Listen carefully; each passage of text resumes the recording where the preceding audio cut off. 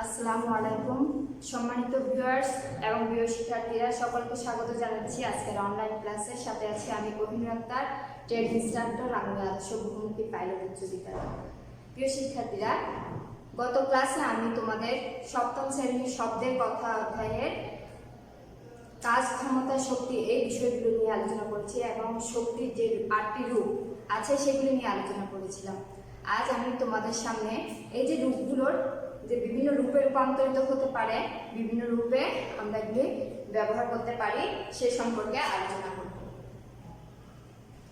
প্রিয় শিক্ষার্থীরা, তোমাদেরকে শক্তি কি সে সম্পর্কে বলেছিলাম। শক্তি হচ্ছে কোনো বস্তুর কাজ করার সামর্থ্যটাই হচ্ছে শক্তি। আর শক্তি রূপগুলি সম্পর্কে বলেছিলাম। রূপগুলি ছিল যান্ত্রিক শক্তি, তাপ শক্তি, আলোক শক্তি, শব্দ শক্তি, চৌম্বক শক্তি, বিদ্যুৎ শক্তি, রাসায়নিক শক্তি এবং পারমাণবিক শক্তি। এই 8টি রূপের কথা তোমাদের সাথে আলোচনা করেছিলাম। আজ আমি এই 8টি রূপ যে আবার বিভিন্ন রূপে রূপান্তরিত হতে পারে সে সম্পর্কে আলোচনা করব। প্রিয় শিক্ষার্থী, আমরা বিগত ক্লাসে যান্ত্রিক শক্তির কিছু উদাহরণ দিয়েছিলাম।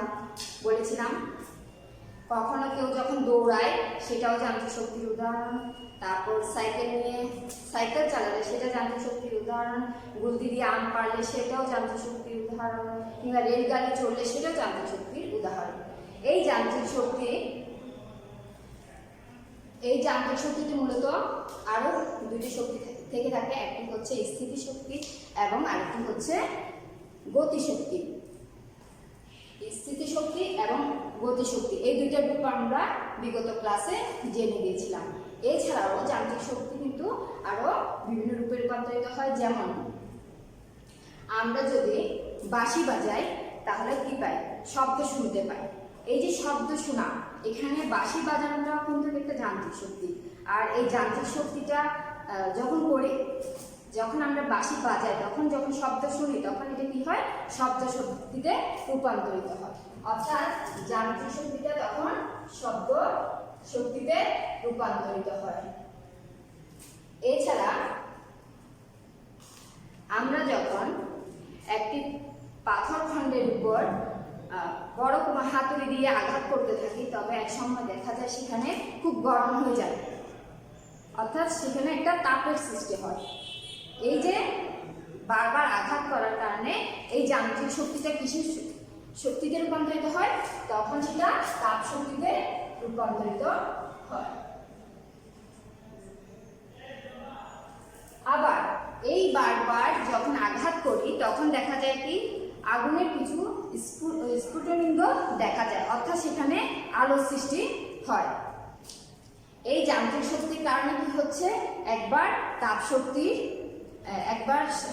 শক্তি সৃষ্টি হচ্ছে এবং তাপের অনেকক্ষণ ধরে আঘাত করার পর আবার পরে দেখা যাচ্ছে আগুনের স্ফুটলিঙ্গ দেখা যায়, তার মানে আলোক শক্তির উৎপন্ন হয়।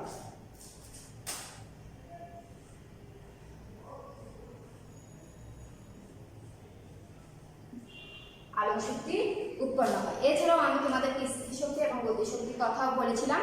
এটার উদাহরণ হিসেবে বলতে পারি, দোলনাতে যখন আমরা চড়ি, যখন আমরা দোলনাতে চড়ার আগ মুহূর্ত দোল দেওয়ার আগে থাকা অবস্থায়। প্রিয় শিক্ষার্থীরা, এছাড়াও যান্ত্রিক শক্তিটা সবসময় বলেছিলাম যে স্থিতি শক্তি এবং গতি শক্তি এই দুটো শক্তি যান্ত্রিক শক্তির সাথে অবশ্যই যুক্ত থাকে। আর ওই ধরনের উদাহরণ দিতে গেলে আমরা দোলনা চলার উদাহরণটা দিতে পারি। যখন দোলনায় আমরা চড়ি, প্রথম দিকে যখন বসি তখন এটা স্থিতি শক্তি অবস্থা থাকে এবং যখন দোল দিতে থাকি সেটা গতিতে চলে যায়। তার মানে তখন স্থিতি শক্তি এবং গতি শক্তিতেও কিন্তু রূপান্তরিত হচ্ছে। এরপর আমরা দেখব তাপ শক্তির রূপান্তর। তাপ শক্তির রূপান্তরটা আমরা এভাবে দেখতে পারি। তাপ শক্তি কোনগুলোতে থাকে? তাপ শক্তি থাকে যেমন জ্বালানি, গ্যাস, তেল, এইসবের তাপ শক্তি থেকে থাকে। এগুলি হচ্ছে তাপ শক্তির রূপের উদাহরণ। যখন আমরা জানি রেলগাড়ি যখন চালানো হয় তখন ওই জ্বালানি বাষ্প ইঞ্জিনের সাহায্যে তাপ উৎপন্ন করে সেখানে কি করা হয়? রেলগাড়িটা চালানো হয়। ওই যে জ্বালানি ব্যবহার করে তাপ উৎপন্ন করা হয় এবং তাপের ফলে কি হয়? রেলগাড়িটা চলে। এই ক্ষেত্রে তাপ শক্তিটা কিসে রূপান্তরিত হয়? যান্ত্রিক শক্তিতে রূপান্তরিত হয়।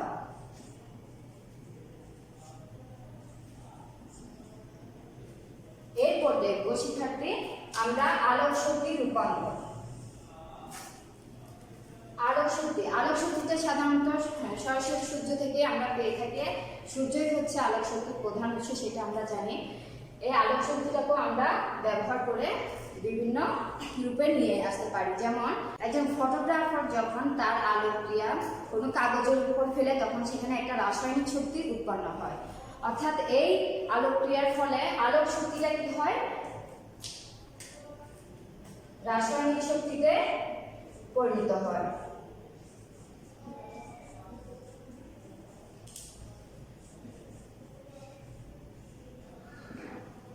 এছাড়াও শিক্ষার্থীরা এখনো অনেক গ্রামাঞ্চল আছে যেখানে এখনো বিদ্যুৎ পৌঁছায়নি ভালোভাবে, তারা বিদ্যুৎ সংগ্রহ করতে পারছে না। সেই জায়গাগুলোতে সাধারণত সোলার প্যানেলের সাহায্যে সূর্য থেকে আলোটা নিয়ে কি করছে, তারা বিদ্যুৎ উৎপন্ন করছে এবং বিদ্যুৎ ব্যবহার করছে। এক্ষেত্রে শিক্ষার্থী আলোক শক্তিটা কোন শক্তিতে রূপান্তরিত হচ্ছে, এই যে বিদ্যুৎ উৎপন্ন হচ্ছে তার মানে বিদ্যুৎ শক্তিতে বিদ্যুৎ উৎপন্ন করে বিদ্যুৎটা ব্যবহার করছে, সুতরাং এটা বিদ্যুৎ শক্তিতে রূপান্তরিত হচ্ছে। এরপর আমরা জানবো শিক্ষার্থী শব্দ শক্তি রূপান্তর সম্পর্কে। এই শব্দ শক্তি আমরা জানি বস্তু বা পদার্থের কম্পনের ফলে কিন্তু শব্দের সৃষ্টি হয়। আর এই শব্দকে ব্যবহার করে বর্তমানে এই শব্দকে ব্যবহার করে কাপড় চোপড়ের বিভিন্ন ভারী কাপড়ের ময়লা কিন্তু পরিষ্কার করা হচ্ছে। এই যে কাপড় চোপড়ের ময়লা পরিষ্কার করা হচ্ছে শব্দকে ব্যবহার করে, শব্দ তরঙ্গকে ব্যবহার করে যে কাপড় চোপড় পরিষ্কার করা হচ্ছে, এক্ষেত্রে কিন্তু শব্দ শক্তিটা যান্ত্রিক শক্তিতে রূপান্তরিত হচ্ছে। যান্ত্রিক শক্তিতে রূপান্তরিত হচ্ছে। এছাড়াও শব্দ শক্তি আরো কিছু কিছু শক্তিতে রূপান্তরিত হয়। যেমন এই যে যোগাযোগ মাধ্যমটা রক্ষা করা হচ্ছে রেডিও টেলিভিশনের মাধ্যমে, সেখানে কিন্তু শব্দ শক্তিটাকে কি করা হচ্ছে, তড়িৎ শক্তিতে তড়িৎ শক্তি, এখানে শব্দ শক্তিটা তড়িৎ শক্তিতে রূপান্তরিত হচ্ছে এবং তড়িৎ শক্তির মাধ্যমে সেটা কি করছে, আমাদের গণমাধ্যমে ছড়িয়ে পড়ছে। এক্ষেত্রে শব্দ শক্তিটা বিদ্যুৎ শক্তি বা তড়িৎ শক্তিতে রূপান্তরিত হচ্ছে। এরপর আমি যাব চৌম্বক শক্তি রূপান্তর। চৌম্বক একটা বিশেষ একটা রূপ শক্তি, যেটার কারণে সে কি করে, একটা লোহার বস্তুকে, যে কোনো ধরনের লোহার বস্তুকে আকর্ষণ করে। যখন কোনো চৌম্বক পদার্থ দিয়ে আমরা অন্য কোনো পদার্থকে বস্তুকে ওটার মধ্যে চৌম্বকীকরণ করতে চাই, চৌম্বকত্ব আনতে চাই, তখন এটাকে বারবার ঘষা হয়। তখন ওই ঘষার ফলে ওই বস্তুটিতে কি হয়, তাপ উৎপন্ন হয়, গরম হয়ে যায়, ওই জায়গাটাতে গরম হয়ে যায়, অর্থাৎ ওখানে তাপ শক্তি রূপান্তরিত হয়।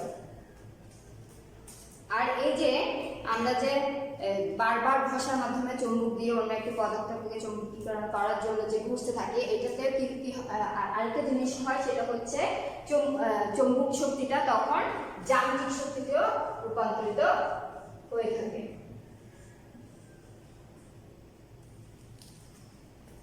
এরপর আমরা জানবো শিক্ষার্থী বিদ্যুৎ শক্তি কিভাবে রূপান্তরিত হয়ে থাকে। বিদ্যুৎ শক্তি রূপান্তর আমরা সচরাচর দৈনন্দিন জীবনে পরিলক্ষিত করতে পারছি। যেমন আমরা যখন পাখা চালাই, বিদ্যুৎ ব্যবহার করে পাখা চালাই, তখন ওই বিদ্যুৎ শক্তিটা কি হয়, যান্ত্রিক শক্তিতে রূপান্তরিত হয়।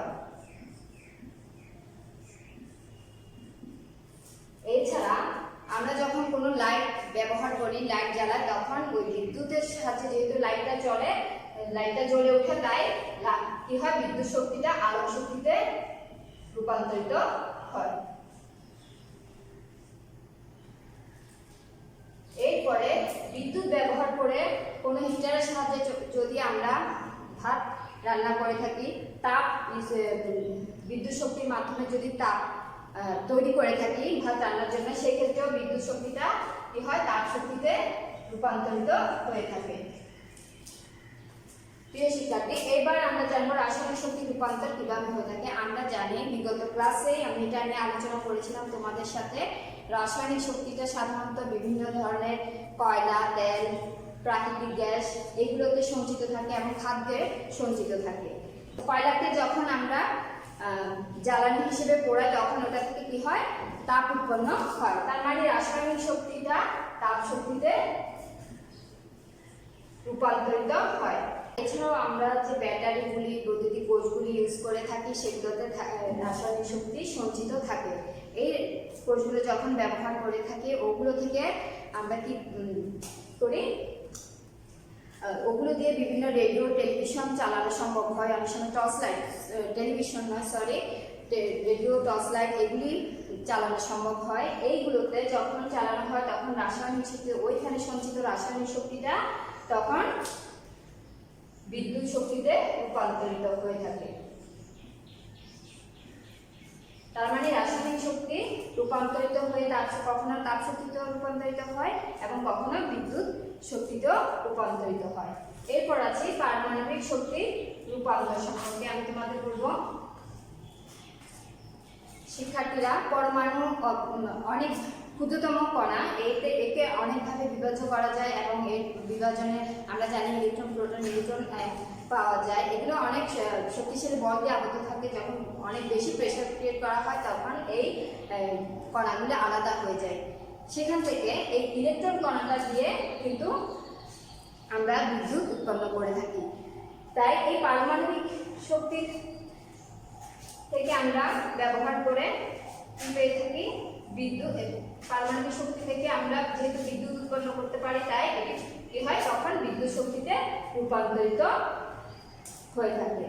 এছাড়াও পারমাণবিক শক্তিকে ব্যবহার করে এখন কি করা হচ্ছে, বিদ্যুৎ উৎপন্ন করা ছাড়াও অনেক সময় দেখা যায় কি এর মাঝে আলো উৎপন্ন করা হয়ে থাকে। এই জন্য এক্ষেত্রে ওই পারমাণবিক শক্তিটা আলোক শক্তিতেও রূপান্তরিত হয়ে থাকে। তার মানে বুঝতে পারছো শিক্ষার্থীরা, শক্তির বিভিন্ন 8টি যেমন রূপ আছে, এই 8টি রূপ আবার বিভিন্ন রূপে রূপান্তরিত হতে পারে। প্রিয় শিক্ষার্থী, আমি এতক্ষণ তোমাদের সামনে শক্তির বিভিন্ন রূপের এবং রূপান্তরের কথা বললাম। তোমাদের মনে হয়তো প্রশ্ন জাগতে পারে, এই শক্তিকে আমরা নিজেরা নতুন করে সৃষ্টি করতে পারি কিনা, কিংবা এই শক্তি শেষ আছে কিনা, ধ্বংস আছে কিনা, বা সৃষ্টি আছে কিনা। এই কথা বলতে গেলে বলতে হবে আসলে শক্তি কোনো ধ্বংস নেই কিংবা সৃষ্টিও নেই। বিশ্বের শুরু থেকে যতটা শক্তি ছিল আজ পর্যন্ত ততটাই শক্তি আছে এবং থাকবে। এই যে থাকবে এই নীতিটাই হচ্ছে শক্তি সংরক্ষণশীলতা নীতি। অর্থাৎ শক্তি রূপান্তরের পূর্বে ও পরে শক্তির পরিমাণ একই থাকে। শক্তি সবসময় একই রকম থাকবে। এটা শুধুমাত্র রূপান্তর হতে পারে, এটা হতে পারে না, ধ্বংস হতে পারে না, কিংবা এটা নতুন করে আমরা চাইলেও সৃষ্টি করতে পারবো না। তোমাদেরকে এই যে শক্তি রূপান্তরের পূর্বে এবং পরে যে শক্তি একই রকম থাকে সেটা আমি তোমাদেরকে একটি উদাহরণের সাহায্যে বুঝিয়ে দিই। শিক্ষার্থী, আমরা যদি কোনো একটি টেনিস বলকে উপরে ছুঁড়ে মারি, ভূপৃষ্ঠ থেকে উপরে ছুঁড়ে মারি, অর্থাৎ ভূপৃষ্ঠে যখন বলটি থাকে সেখানে বলটিতে থাকে স্থিতি শক্তি। এটাকে যখন আমরা ছুঁড়ে মারি উপরের দিকে, এটা একটা গতিতে চলতে থাকে। গতিটা যত উপরের দিকে যায় তত কমতে থাকে এবং শেষ পর্যন্ত গতিটা কি হয়ে যায়, শূন্যতে চলে আসে। এবং সেই গতি শূন্যতে চলে আসার পর, সেই গতিটা শূন্যতে চলে আসার পর এটা কি করে, মাটিতে আবার ফিরে আসে। তখন এটার মধ্যে আবার গতি সৃষ্টি হয়। সেই গতিটা আস্তে আস্তে নিচে আসার ক্ষেত্রে আবার একই পরিমাণ কি হয়ে থাকে, কমতে থাকে এবং শেষ পর্যন্ত বলটি যখন নিচে আসে তখন এই বলটির মধ্যে কি হয়, আবার স্থিতিশক্তি পরিলক্ষিত হয়। এবং এই বলটি যখন, টেনিস বলটি যখন নিচে পড়ে তখন আমরা একটি শব্দ শুনতে পাই। অর্থাৎ প্রথমে বলটিতে থাকে স্থিতিশক্তিটা যখন আমরা বলটাকে ছুঁড়ে মারি তখন এটা গতিশক্তিতে রূপান্তরিত হয় এবং গতিশক্তিটা আবার যখন এক পর্যায়ে দিয়ে কি হয়, জিরোতে চলে আসে। এখানে এসে সেটা জিরোতে হয়। জিরোতে আসার পর এটা আবার কি হয়, এটা আবার পড়ে যায়।